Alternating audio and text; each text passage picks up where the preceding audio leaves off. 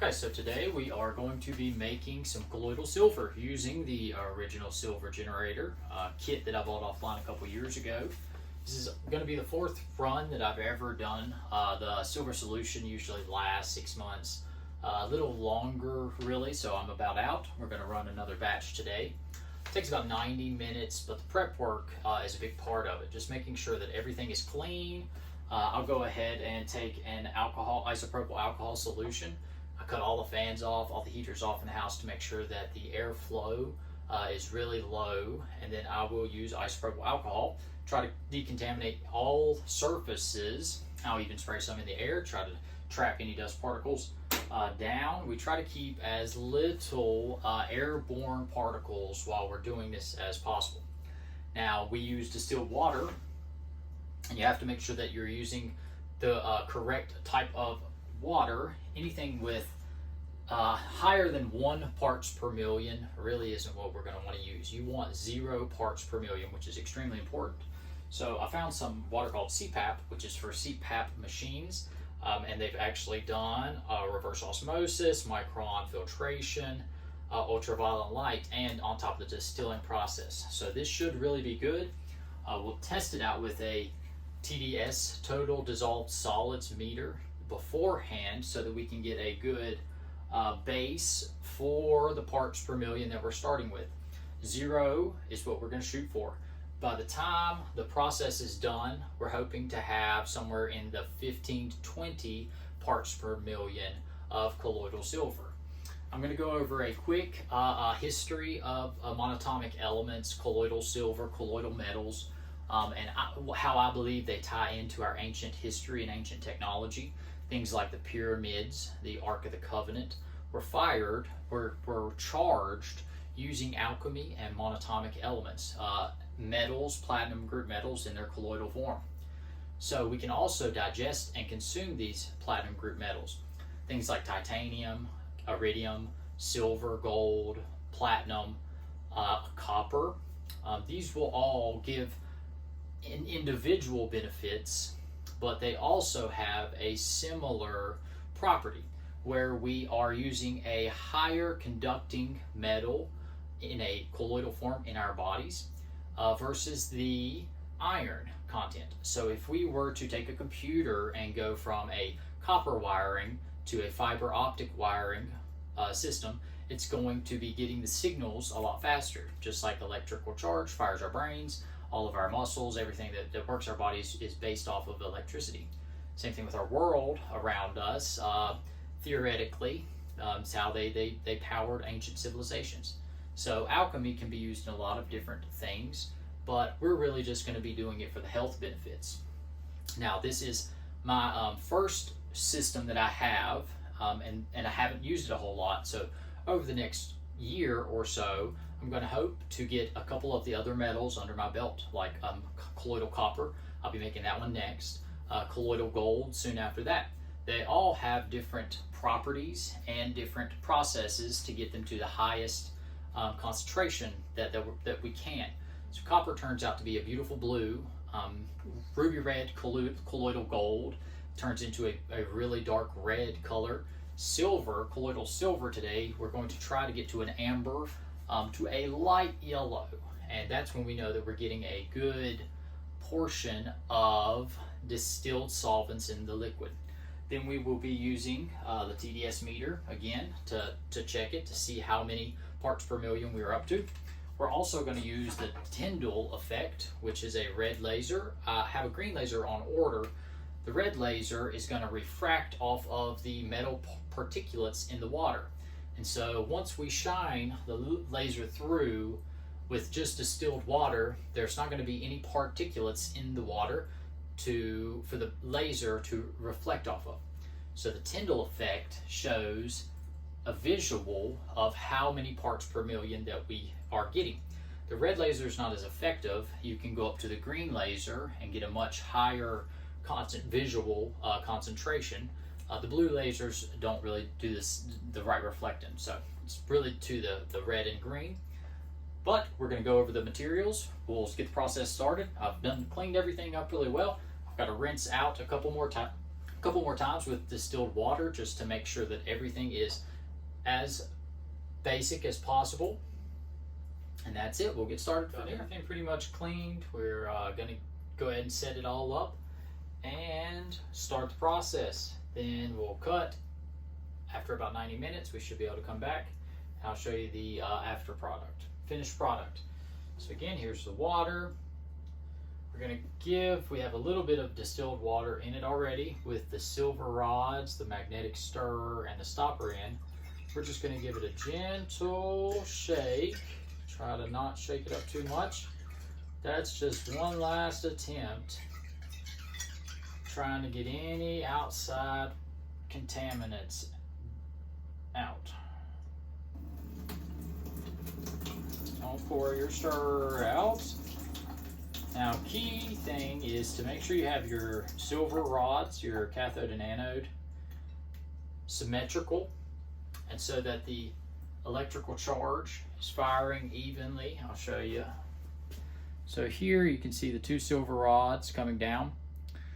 Now the charge coming from the positive, the negative, the positive is going to be absorbing the negative charge. I hope I'm saying that right. And hopefully I'm in the video. So the arc of electricity is going to be firing back and forth. So if your rods are spaced unevenly, that means that the electrical charge has to jump farther and it's losing its consistency. And so you do want everything to be as symmetric as possible, as you can see there. So we're going to fill this bad boy up to above the 1,000 milliliter mark.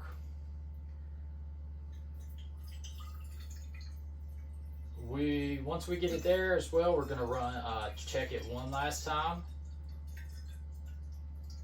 I'm going to save a little bit in there so that if there were some solids or some particles that were heavy sitting in the bottom, we try to not stir those up.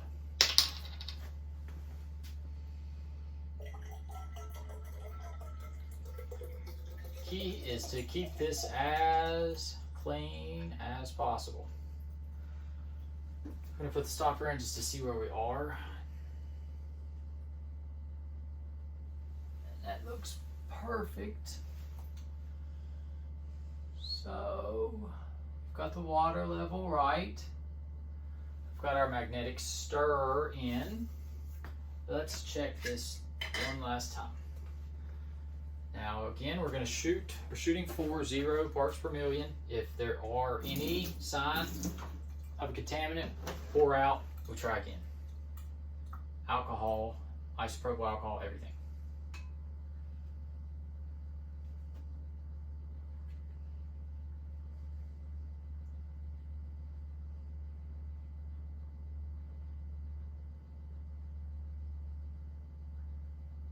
Okay, checks out.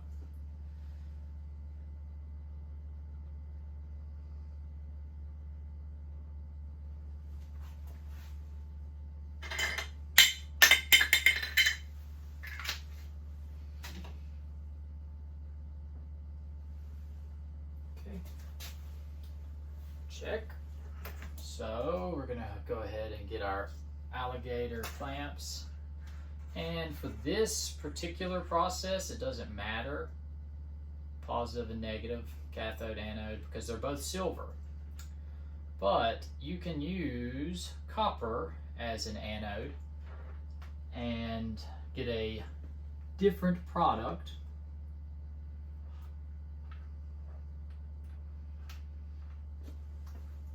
We're also going to go ahead and do the Tyndall effect, see what we come up with. Okay. Nothing.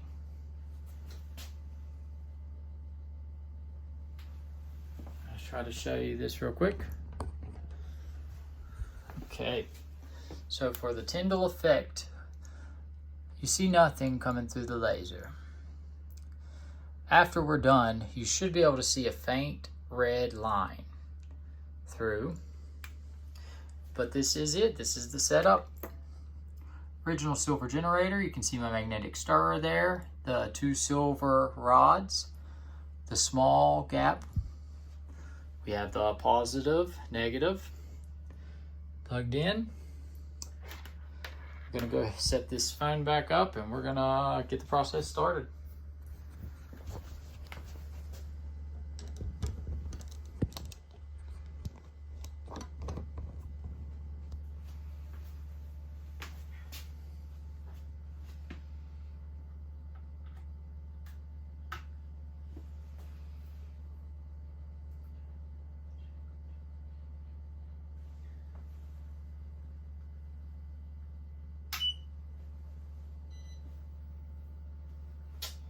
That's it. We will check back in about 90 minutes. I'm gonna go ahead and give you a quick visual though. So this has lights just because it makes it a super cool project. It's kind of fancy now, but you can see the stir.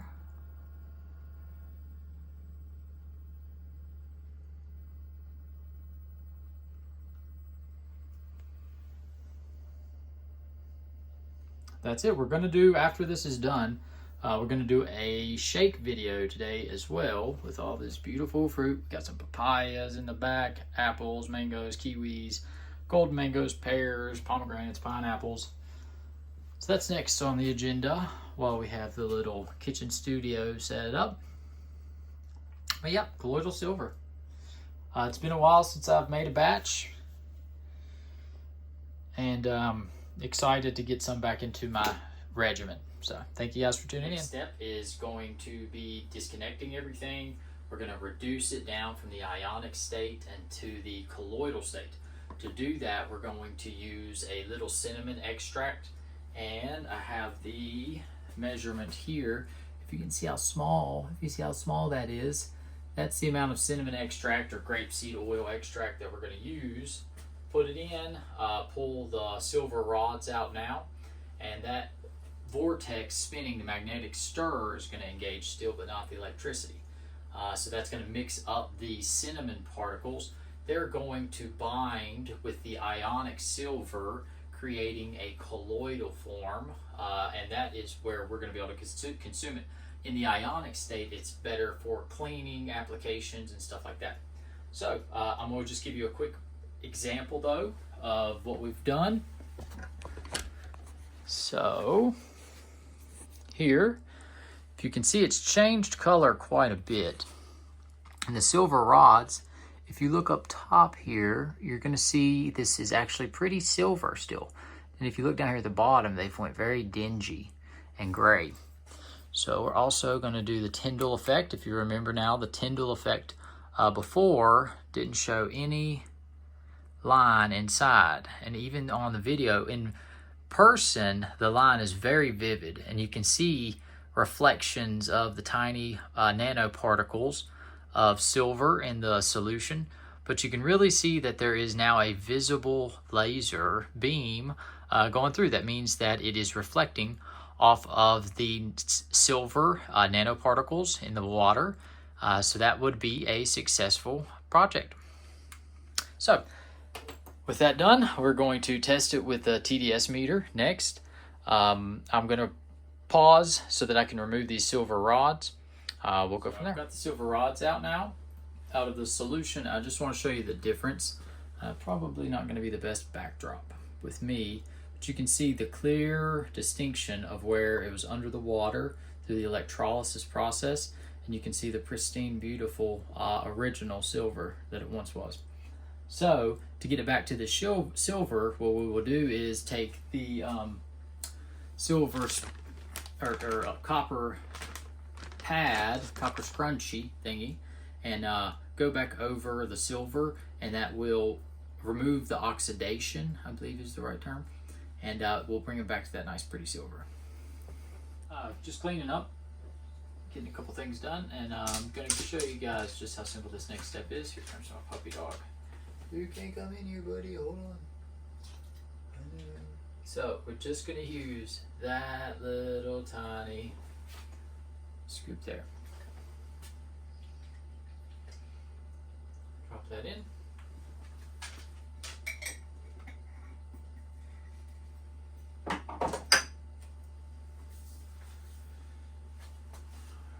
stopper back on.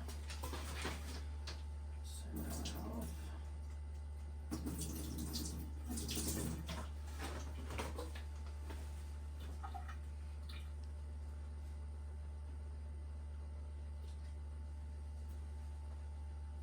Okay.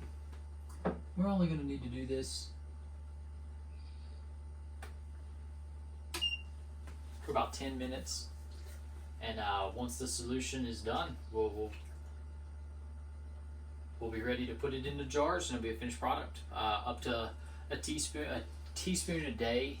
But you really always, any new product that you're trying, you always want to see how your body adjusts to it. My doggies. Oh, I'm sorry, but you want to see how your body adjusts to it and stuff. I'm gonna pause, but you can see the vortex here.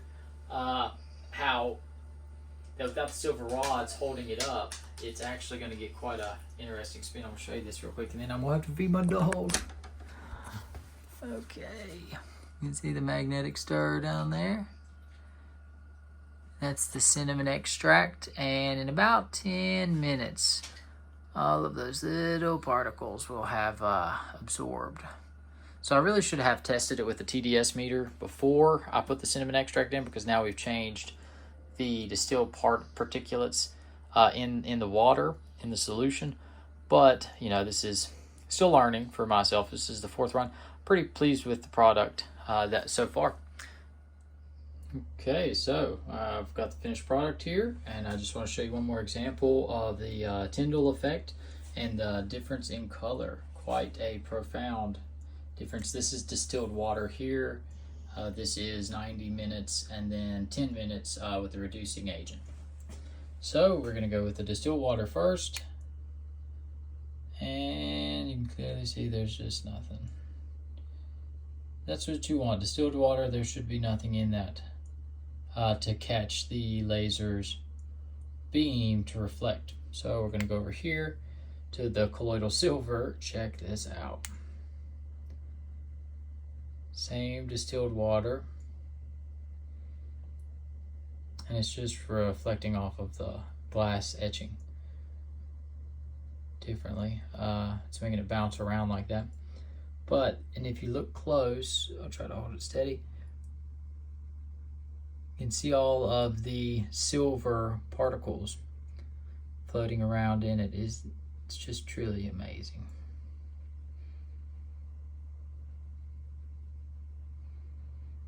And that is probably one of my better batches of colloidal silver. Pretty neat. Thank you for watching.